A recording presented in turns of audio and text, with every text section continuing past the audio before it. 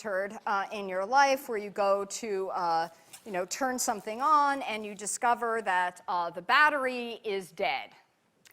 So an exhausted battery is a sign that your chemical reaction has reached equilibrium. At equilibrium, you're going to have a zero difference potential across your electrodes, and the battery will be not useful to you at that point. So, if you, instead of getting annoyed next time you have a dead battery, you can think about, it's finally reached equilibrium.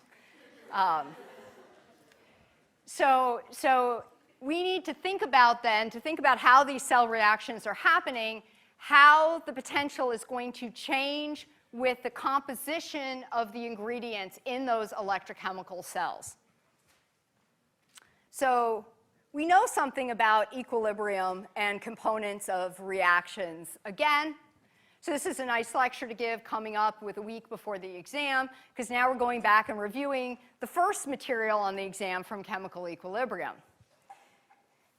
So we know that delta G is going to change as the components change until equilibrium is reached.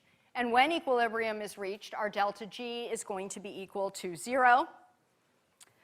Before equilibrium is reached, delta G will depend on the delta G naught for the equation, RT, and the natural log of Q, where Q is what? What's Q? The reaction quotient. So we saw this before, and we're back to using it again. So what do we know about the relationship between delta G naught and delta E? We know that delta G naught is equal to minus n moles of electrons times Faraday's constant times delta E naught. So we can combine some things around. So we can take our equation that we saw in chemical equilibrium and substitute in values that are related to standard reduction potentials. So we can put in, for this delta G, minus n Faraday's constant times the delta E. And for delta G naught, we put in the same thing, but now we have delta E naught, and we have RT, gas constant times temperature, times the natural log of Q, our reaction quotient.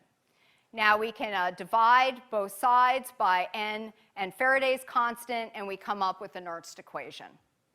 So the NERNST equation tells us the potential for a cell at any given time, at any given component of cell ingredients in the cell, any amounts of, say, your zinc plus 2, compared to the standard potential for that cell, which you're going to calculate from your standard reduction potentials in the table.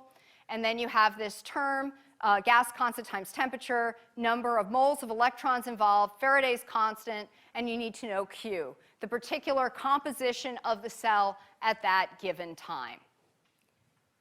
So just a hint in doing NERNST equation problems, if you're given a problem and it's giving you concentrations of things at a particular time, that should be a clue that the NERNST equation is going to be what you're going to want to use here.